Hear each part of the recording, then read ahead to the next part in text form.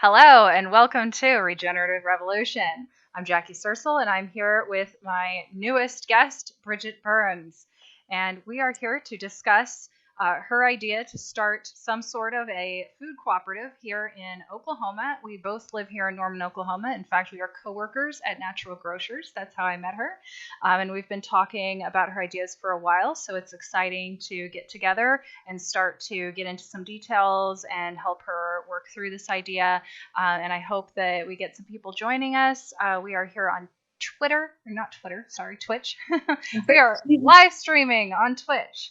And that means that you can join us live in the conversation. We don't have anybody at the moment, but this is an open conversation. So we welcome the community to come and give input, give us ideas, feedback, ask questions, all that sort of thing. And so you can find the schedule of upcoming Twitch streams on my website, regenerativedynamics.com. There's links all below there, or just go straight to twitch.tv/regenrevolution. There's schedule on there as well. It's a Google Calendar is what you'll look for. So we are about ready to start. First, I want to do a little check-in. Bridget, how are you doing? I'm doing pretty good. It's been a productive, busy day, but a good day. Mm-hmm. Awesome. How cool. are you? I'm doing pretty good. Was trying to get my daughter some school supplies here a minute ago, but all of the bookstores are closed because everything's closing early. Yeah. So that was a little frustrating, walking halfway across campus just to see that everything's closed. Yeah, well. Oh, well. Okay, so let me get all of my screens up, and as you can see in the video, below Bridget is her bio and project description, at least what we have so far for that. And then below me is the Regenerative Enterprise Design Workbook. So this has the questions that I'm going to be asking Bridget, and I don't want her to be watching me type because I think that would be distracting. So she can't see this, but the audience can kind of look over my shoulder and see me taking notes and see what I'm going to ask next and all of that. And then what I'm going to do is take the answers to her questions and use it to fill out this business model canvas that I'm showing to the audience right now. And I will share this with Bridget soon. And I'm going to, take her answers and basically put them into bullet points and short answers and put them in this business model canvas. So she'll have this as a document to use for her business. And it's kind of a living document, so she could update this. So I'm just creating a draft. It doesn't have to be perfect, and she can edit that after we're done. Yeah, and also after we're done, we might work together on this more, but we can talk about that here in a little bit. Right now, I'm going to gather some basic information about Bridget and her project, and I'm going to start pretty personally. Let me just try to get... It's nice if I can, see Bridget. Oh, no, I just maximized the screen. That doesn't work. No. It'd be nice if I could see Bridget, but I have to be able to see the document, so I can't really see both. I'm still here. It's sad. Okay. But you're there, and I have questions down here. All right. We are on the initial exploratory session, is what I would call this. So my first question for you, Bridget, is what does regenerative mean to you? Regenerative to me means sustainable. It means nourishing. It means something that you're able to put energy into that you get energy back from. And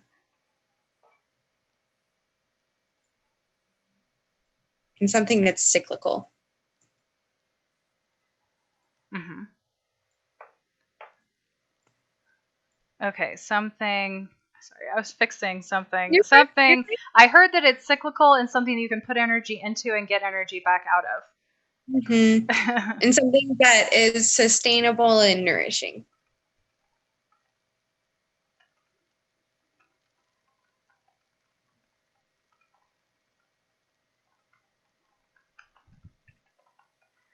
Okay, cool. What do you think a regenerative future looks like? I think one that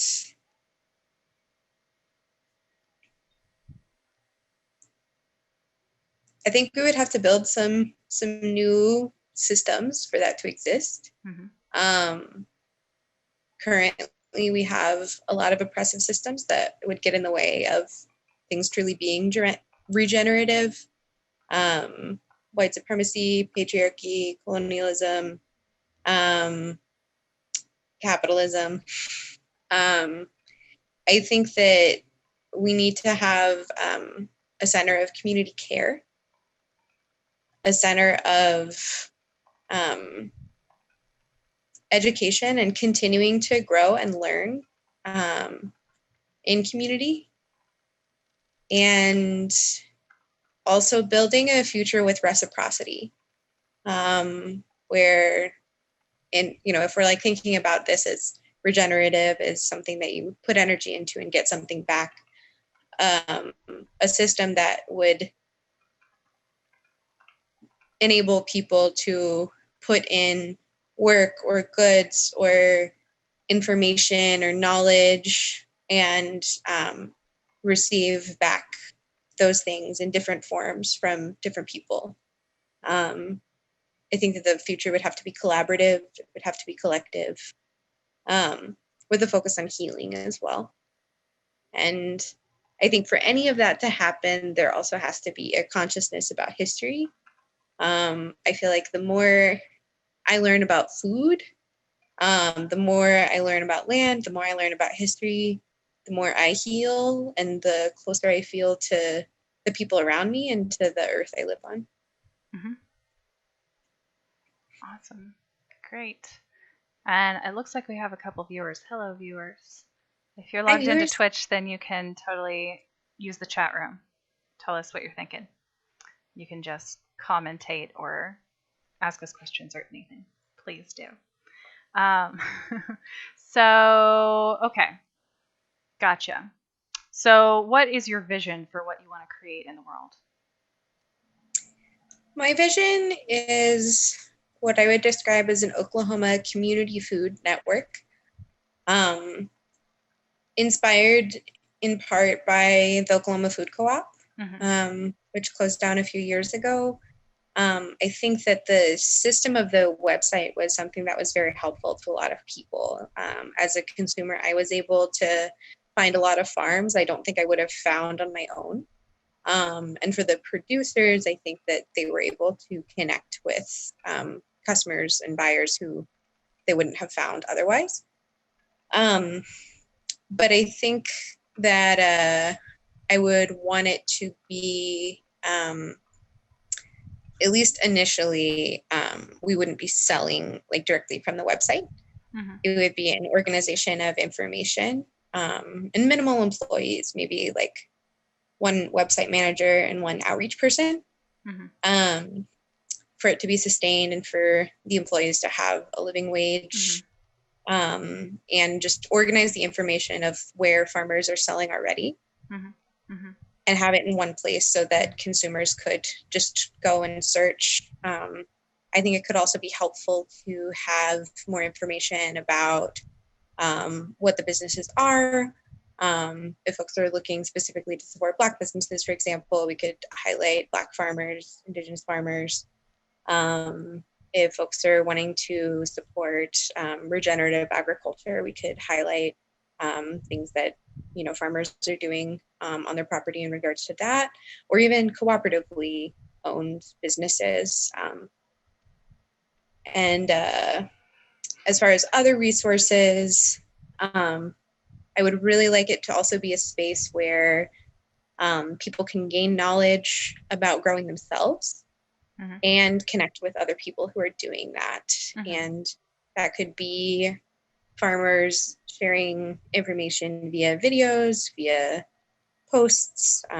We could maybe have a forum and rotate who that might be.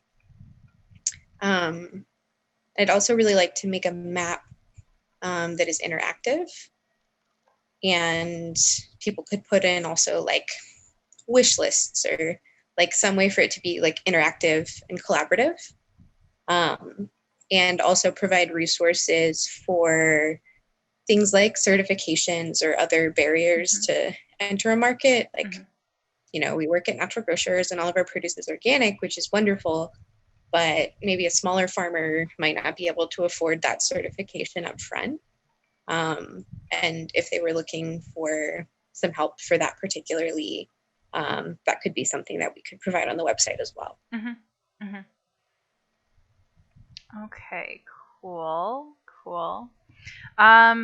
Yeah, so I'm wondering if you can zoom out even more, because this is kind of that initial time where we get to zoom out before we zoom back in and talk about more details. So, I mean, ideally, like, I'm talking by the end of your career, what would you like to have contributed to or created?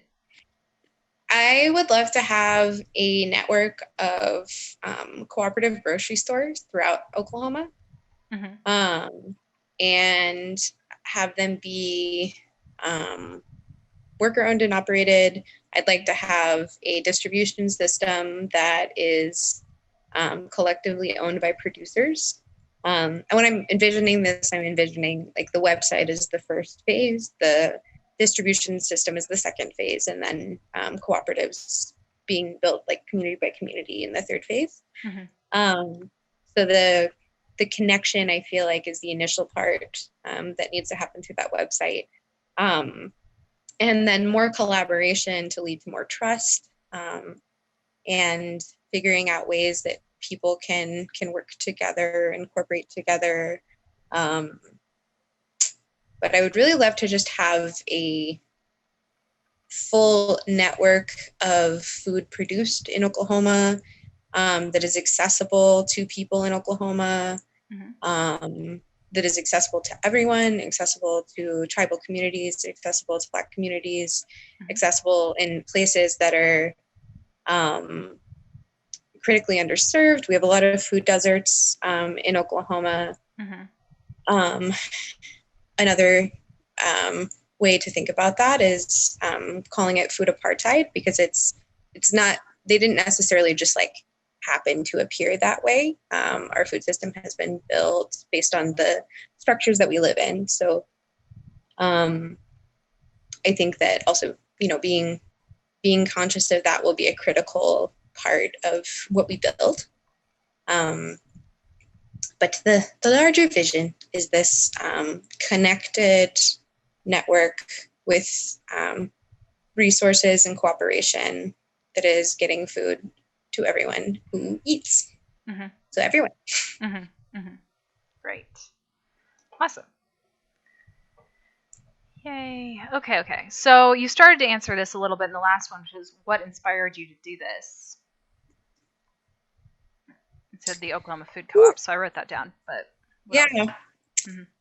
I feel like many things. So it's hard to, I feel like, answer that in one. When I initially started the student organization with my friend Elizabeth, I had read an excerpt of Fast Food Nation by Eric Schlosser, mm-hmm. and it described the slaughter of a cow in a way that was reminiscent of Upton Sinclair's The Jungle, where he describes the slaughter of a pig. Mm-hmm. And I remember being in high school and reading that excerpt and then basically being told something along the lines of like, and then the USDA was created and everything was fine. And then when I read that in college, I felt like I had been really lied to. And I think, again, like going back to the way we learn history, mm-hmm. And the way things are presented as finished, or, tied up, whatever. Mm-hmm. And so I felt very disturbed and angry about the worker abuse, about the animal abuse, about the health concerns. Because if a person is working on a floor like that and having to butcher an animal that quickly, it can also be, it's very dangerous for them, and it's mm-hmm. also dangerous for us as consumers because it can get messy. Mm-hmm. And then I feel like it just kind of grew from there. I met more and more people in this region, throughout the country, who were doing work to change the food system, focusing on workers' rights, on farm workers' rights, on supporting farmers, seeing how land distribution works, both that it is in the hand of a very small number of wealthy people, and then also 99% of farmland is owned by white people, and that's not really by an accident. A lot of it was forcibly taken, violently, or through, whether it's like through physical violence or through economic violence of, pressuring people off. And then of course, Indigenous people being forcibly removed as well. And we do have a really unique history in Oklahoma of Black and Indigenous farmers, especially, and still have a lot of Black and Indigenous farmers. And that is also something that I didn't know really till like last year. And I had to, I was at a food sovereignty gathering in Philadelphia, and I met a Black farmer from North Carolina named Dorothy Barker. And then she connected me with a Black farmer here named Willard Tillman, who runs the Oklahoma Black Historical Research Project. And he hosts a conference for underserved farmers twice a year. Obviously, during COVID, that's probably not happening. But sorry, what was his name again? Willard Tillman. Okay. And I mean, at that point, I'd been in the food movement for like 9 years, and I had never met him. And he lived like, just a few miles away from me. And so I also saw how I feel like over and over again, I meet these different pockets of the food movement and see that they're not all connected. And a lot of what I would really like to do is connect with all of these different groups and then figure out a way that we can connect to each other and like build the system that supports us all. And I feel like I could go on and on about what has inspired me to get into the work, but yeah, I feel like I'm always learning from my community, from my elders, both living and passed on. And then I also think that since entering the movement, my story of how I got here keeps getting longer the other way as well. Like learning more about my ancestors, especially my Irish ancestors, and learning more about history through food. Cool. And how did you know that this is what you were meant to do? I feel like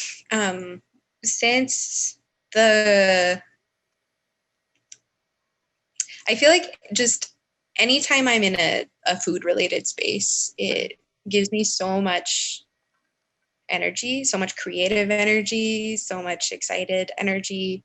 And I feel like it's healing me also. And I remember hearing something along the lines of like, your vocation is where your greatest joy and the world's greatest need meet. And I feel like I very much feel that in the food movement, that everyone eats, everyone needs to eat, but not everyone is nourished. And there is definitely a need, especially right now. And I feel like it's the place that gives me the most joy. Okay. Yeah.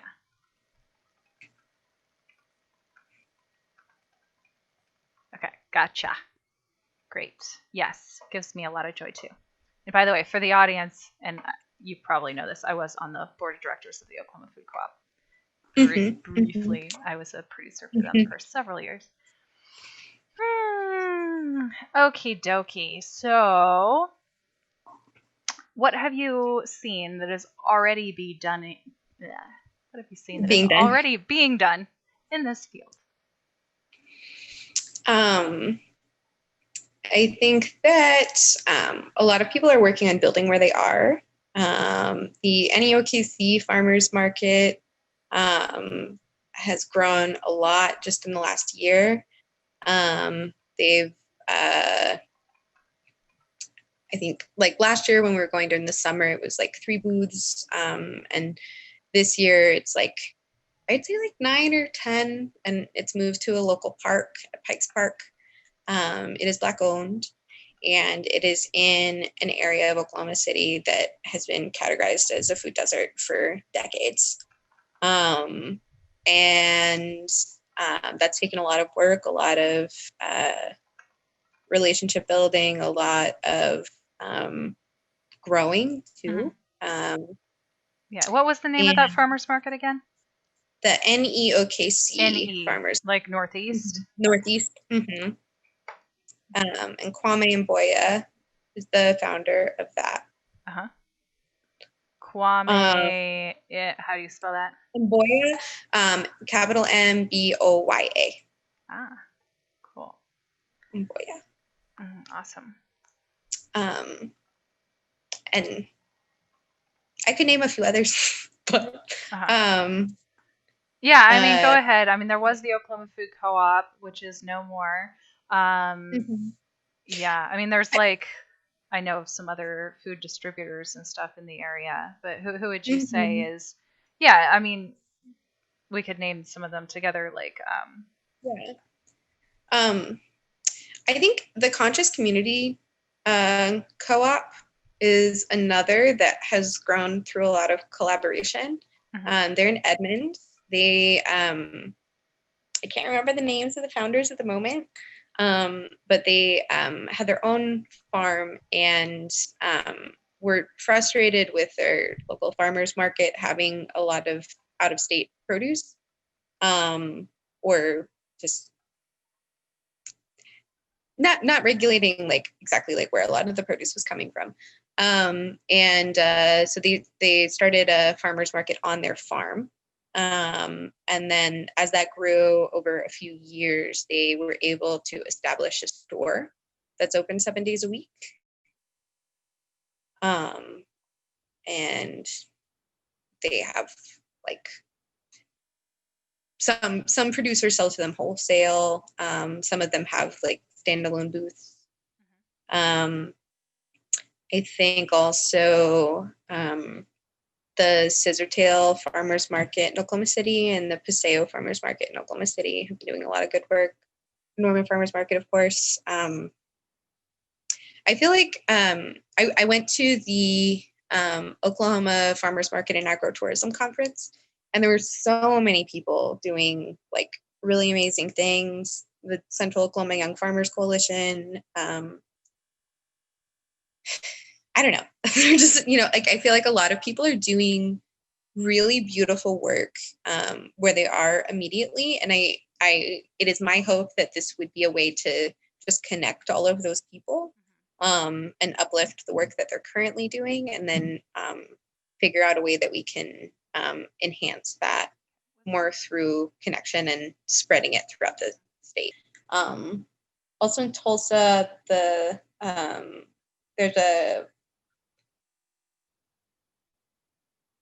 what is it called? It's the Black Wall Street Community Garden, just being revitalized through the Tulsa Equity Alliance, and has been growing a lot recently. And then I think also there are some like developing mutual aid efforts through a lot of different groups.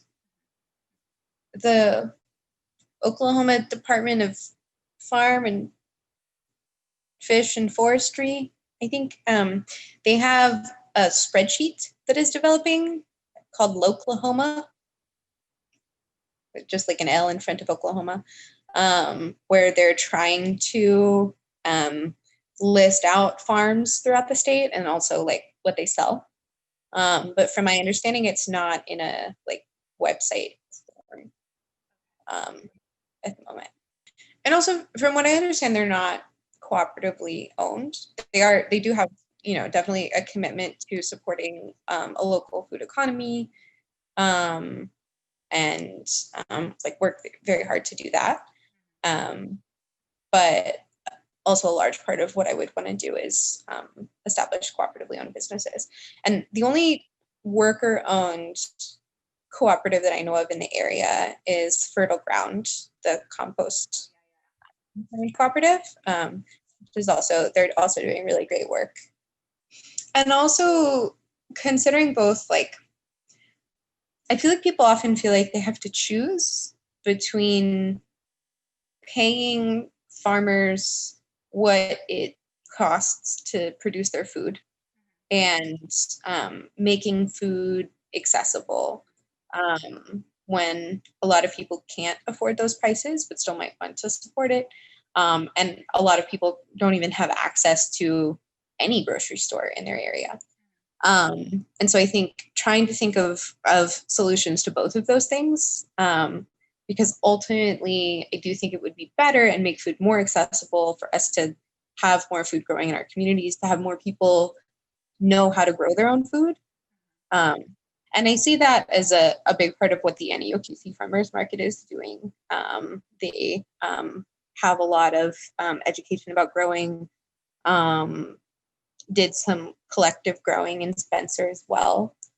And I also, Restore OKC is another group I would want to shout out. They have a really wonderful youth program where they employ young people in the community in Northeast Oklahoma City to both, and like they both grow food and sell food in their little store. So they get the business experience, the growing experience, and also have like, it is also a job, like it's not something that they have to like pay to join, as a lot of youth programs are. They are paid for their work. So they wouldn't have to like go and get another job somewhere else, and they have time to do that.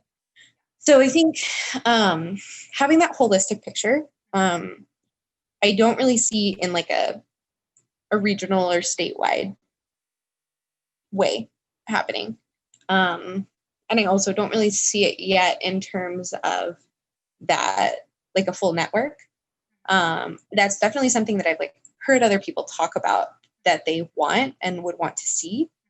But I don't really see it happening yet, since the Oklahoma Food Co-op closed. I think also, just the way the co-op developed in the midst of like,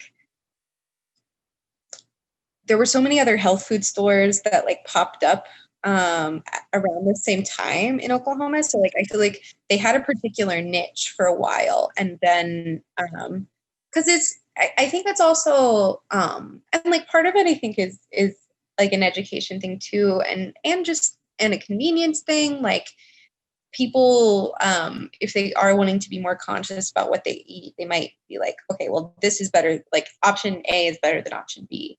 So going to natural grocers and getting organic produce is better than like maybe going to Walmart and getting conventional produce, but not considering the like third option of getting like organic local produce.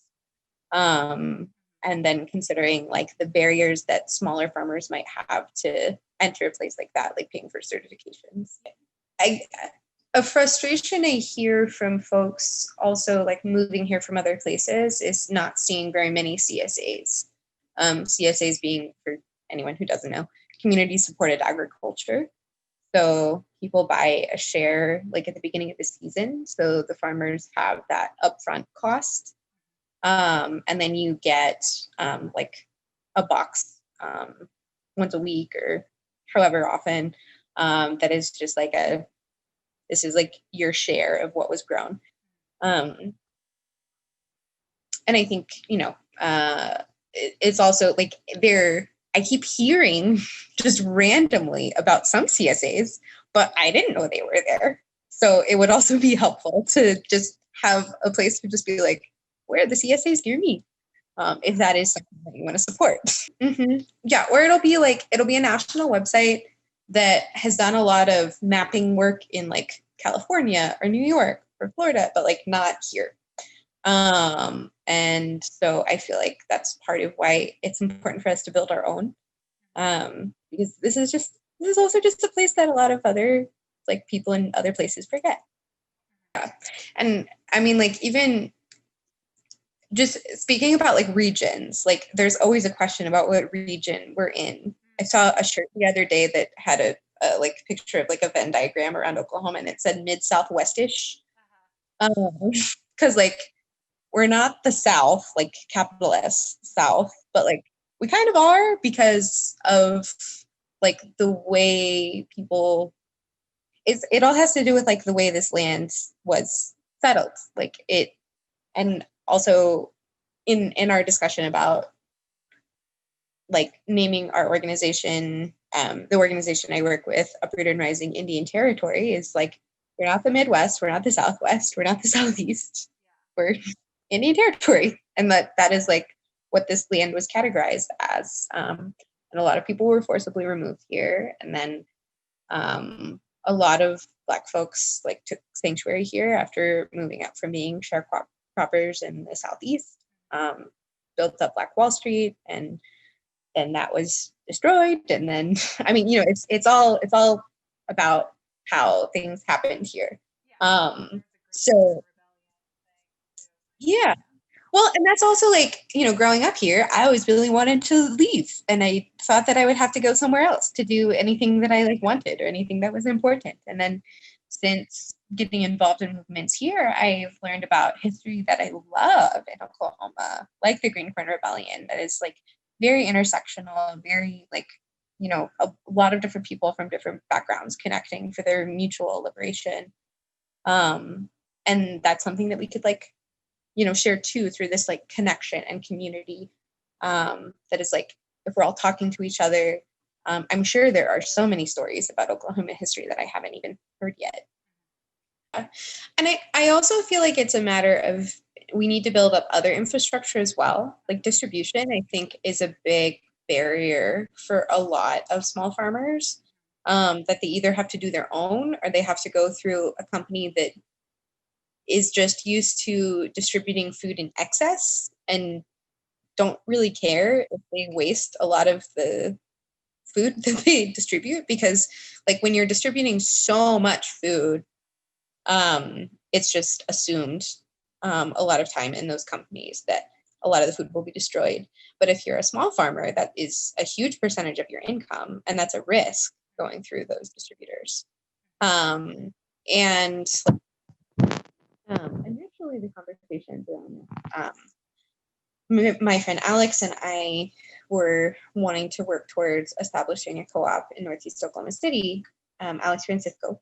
And then we had some very helpful meetings with a group called the Food Co-op Initiative, and their whole, like, they're a nonprofit. Their whole job is to help people open cooperative grocery stores.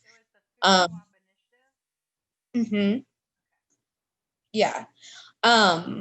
But then it was a question of like, well, but first we need like the network of growers, we need like the distribution, we need all of these other things. Like if we just started a cooperative grocery store right now, we really couldn't just buy local, or I mean, it would be really hard to buy majority local. And from what I understand, for like, you know, urban agrarian has kind of had to like build as they go, like throughout the process, like, and they saved up for a long time to get their truck that's a refrigerated truck, instead of going through another distributor, or instead of asking all of these farmers to drive all the way to them in Oklahoma City. And then there are also other groups that have gone out of business trying to make a local distribution service. And so I think that that's also part of why, like, I think a cooperative can be helpful for, you know, distributing the wealth, but also distributing the risk. Like one person or organization on their own might not be able to like hold that risk of starting a distribution company, because it's hard and you're competing with like Cisco and US Foods and UNFI and like these like huge companies. But it gets care. Smaller farmed food or like slow farmed food or local, like whatever we want to call it, is necessary. And that's also, I think, why like the Oklahoma Food Co-op was just, it was volunteers with coolers and U-Hauls, like, because those people knew how to care for that food. But then if we were able to like establish a distribution network that like a lot of people need, but it would maybe take some time to establish that trust. And I think part of like that initial trust and that initial risk could be making it cooperatively owned by the producers who need it. We're getting somewhere, I think. My head is like swimming. My head's really swimming because, I was very involved with the Oklahoma Food Co-op and I've been thinking about this for a long time, but this is like one of those crazy complex problems. It's like a super problem. And, I don't have the answer. So we're going to have to figure it out together. Oh, I can't hear you now. Oh, now I can hear you. Okay. Just looking even at the local food systems of states around us, like Kansas, Missouri, Arkansas, I do think they have more infrastructure for local food than we do. Mm-hmm. And again, I think that has to do with our history, like the way things were formed here, the way things were repressed here, the way things were fought for here. Mm-hmm. And like working at, when I was the grocery buyer at Natural Grocers, like a lot of the things that were like even like remotely local, I was getting from like Missouri or Kansas or Arkansas, with like, except for like peanut butter and honey, which are shelf stable. So those are the things that we can get. And even then, like Andrew's Honey, when they decided to go through Fresh Point as a distributor, it was like all crystallized when it came to us. So then the owner had to drive down to our store and get all the crystallized honey because customers don't buy crystallized honey. They don't know how to decrystallize it themselves, most of them. So he had to come, and after he had already paid Fresh Point for the distribution, he had to like then pay for his gas and then come and like to the store and back to get the honey, decrystallize it, and then come back again and deliver it to us. So it's like, building up the infrastructure is just such an important part of the solution, I think.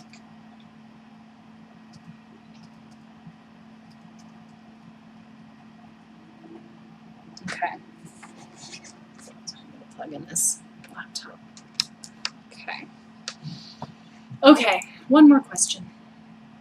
Mm-hmm. Okay, so imagine yourself 10 years from now. I want you to tell me a story of what your typical day is like.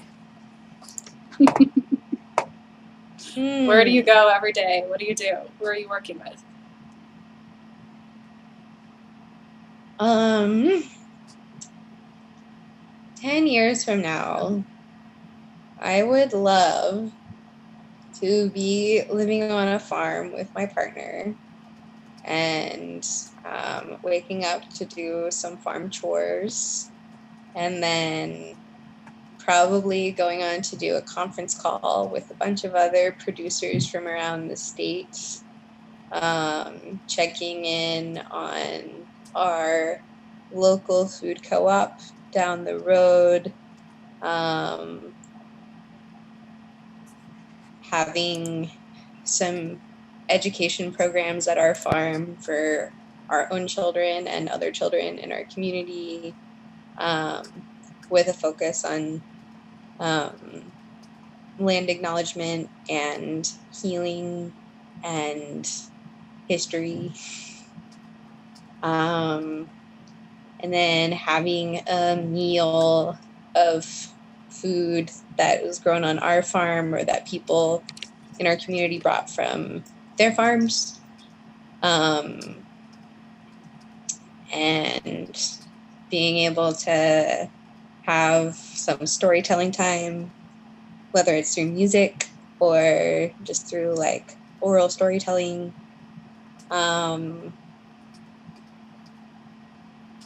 And then just be able to like look up and see the stars, because we're on a farm and not near a lot of light pollution. Mm-hmm.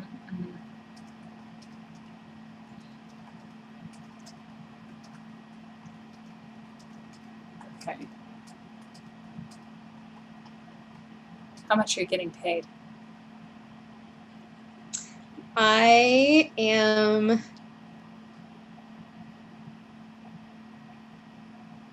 I mean, ideally,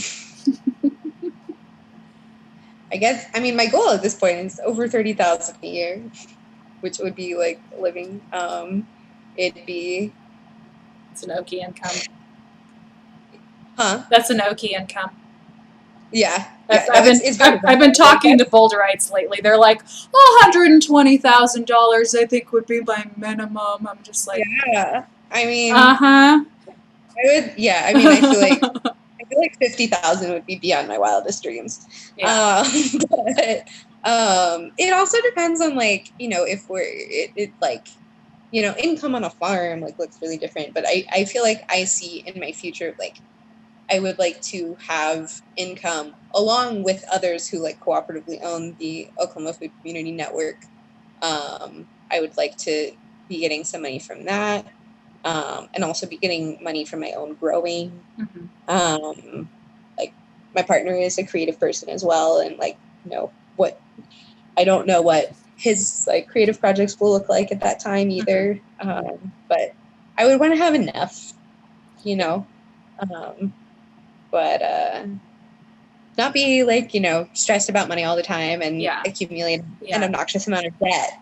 Yeah. I mean, 30,000 at least, living on a farm where you don't have a lot of overhead, you know, makes sense. But I don't know. I mean, to have enough for retirement and whatnot, I think 50,000 is a good like goal for people, you know. In our generation, you know, because like we gotta have some savings because shit's gonna hit the fan, you know, so you can invest in those things that you need, like solar panels. You know? And I would want to. I feel like our wealth could be measured in different ways too, because like if things were really bad and we were able to grow our own food, like that would be, you know, extremely valuable. And I've survived a lot, you know. I mean, we work at Natural Grocers, like we get so much food discounts and free stuff, and you know, I've always been able to get very cheap, if not free, organic food in various ways, you know, whether it's volunteering for the Oklahoma Food Co-op or whatever. I always buy clothes secondhand, but people also just like give me shit like constantly, just like, oh, here, I don't want this anymore, here, like all this furniture you see behind me. The last guy living in this house was a hippie and just left it all because he wanted to go travel. Like, I barely spent any money on furniture. So, you know, like when you're like me, you don't need more than 30,000 a year. But at the same time, you know, I have all these ideas for things I would like to do, and they all take capital. You know? Yeah, and that upstart cost is a really big part of that. And also, you know, community is a form of wealth, you know, that like the connections that we have, and like both in like how generous people are willing to be and like what they're able to give. So like if the people in your community like have a spare couch, like, you know, you get a spare couch, and that's great. But you know, if you're in a community where like everyone has very little, like, I mean, people still like work to take care of each other and like give what they can, but it's also like, you know, like how do we, and if we're able to build that network throughout the state, like we could do even more in terms of being like, we have this excess here in like Norman, how can we get that to Northeast Oklahoma City or to Tulsa or to Choctaw or Pauls Valley, you know, like it's a question of how can we like all collectively like take care of each other, and it's more sustainable that way too, you know. Like I was so excited, we just got this like huge coffee table off Facebook Marketplace, and I was just like marveling about Facebook Marketplace all week because I was like, oh, these nice folks in Midwest City were done with a coffee table, and then we got it for just $30, and it's huge and wooden and like it's great. But you know, like if we had like a powerful connected network, that would be something that would be doable for even more people. Cool. There's one more part of this question, which is 10 years from now, what will be your biggest achievement? I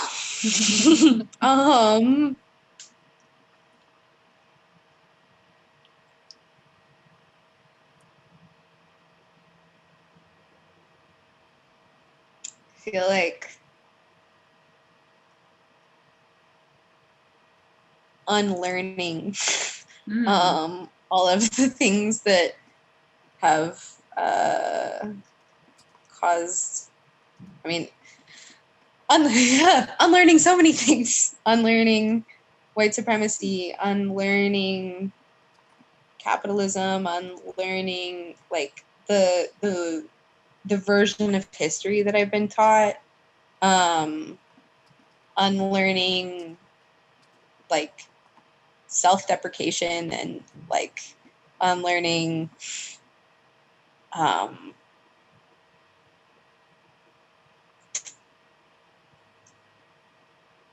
capitalist values and learning indigenous values, learning healing, learning like what community liberation looks like over like my own personal freedom, and how that makes me more free as well. Like I'm not free unless we're all free, kind of thing. And I think that like that internal work, if I can really do that, because I'm like, you know, I'm like working to do that all the time, and it's a constant process. If I can really do that, I think that would be my greatest achievement. Awesome. Great answer. Yeah, good. Yeah, I like that. All of this is a really good start, and I'm excited to work with you. Yeah, I'm also feeling like, because like I know how hard this is going to be. I know because I've tried it. I've done it, you know. Been part of the Oklahoma Food Co-op and like tried to like use what was there and like, okay, can we do a weekly delivery? What do we need to make a weekly delivery happen? You know, trying to get the resources and just coming up against so many barriers and so much frustration and like, you know, a lot of people and a lot of like excitement and energy, but not a whole lot of traction, or like people always being busy and not having enough time, and a few people doing everything. And, you know, I just know how it is. I know how hard it really is. And so it's like, yeah, on one hand, I'm like ready to jump back in it and help you and like, and have someone else, you know, who's excited about this as I am to do it with me. You know, I mean, back in the day, it was like me and Kara, and I had a whole little group of friends, and we were doing it together. But I don't know, I feel like I do really well in a supporting role. And so, you know, it's kind of better if I have somebody who's kind of like, okay, you're going to take the spotlight, and I'm just going to give you, you know, all the technical support to help make it happen. Yeah, I think that could work. So yeah, what I want to do is continue to work with you on Regenerative Revolution, and we'll tape these, and you know, whether people watch it, there's technical difficulties, like it doesn't matter. Like the point of this to me is that I'm working with people, that doing it on a live stream gives us accountability, because yeah, it's a little bit different than like just meeting behind closed doors, or like me being the only person that could hold you accountable. Like at least this way, maybe other people could come and watch, and you know, it's not just me, and you know, it's a little bit more like we need to meet at this time because we said we were going to live stream, right? So I feel like that's just good for me to feel like confident in working with people that it's going to keep moving. And then the possibility of building an audience, building an income off of this. I mean, I've been doing a bunch of research on, making money with like Facebook and Twitch, which you need like a huge audience to make money just off of that. But with a Patreon page, like there are people making money with like a couple dozen patrons. Exactly. Like you don't need a huge audience. If I can reach the niche that's interested in this, which might just be other Okies, and maybe even going more local with it, and we know people here, so we can reach out to people personally and say, hey, support this project, and if they support you in some way, if you can start a fundraiser of some sort for your project, and then my Patreon, then just the possibility of getting followers and building an income off of this is what I'm looking for. And then on top of that, if we can raise money for your organization, if you're going to have to incorporate a cooperative, then you're going to need some help with that part of it. You'll need to hire a lawyer, but what can help you to save some money with the lawyer is if I can work with you ahead of time to draft the bylaws and documents so that the lawyer doesn't have to work from scratch.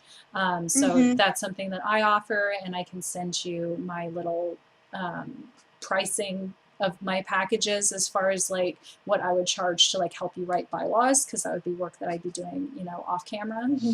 So yeah, I have various services that I offer, as well as ongoing startup coaching and facilitation. So, if we could get a whole team together that we're going to do this, and you guys wanted to like meet once a week and have me facilitate your meetings, and like at least for like the startup like process for like lean startup, which I'm very familiar with, then I could walk your whole team through like creating your prototype and testing it. And like that's another thing I can offer, is kind of a business incubator kind of process.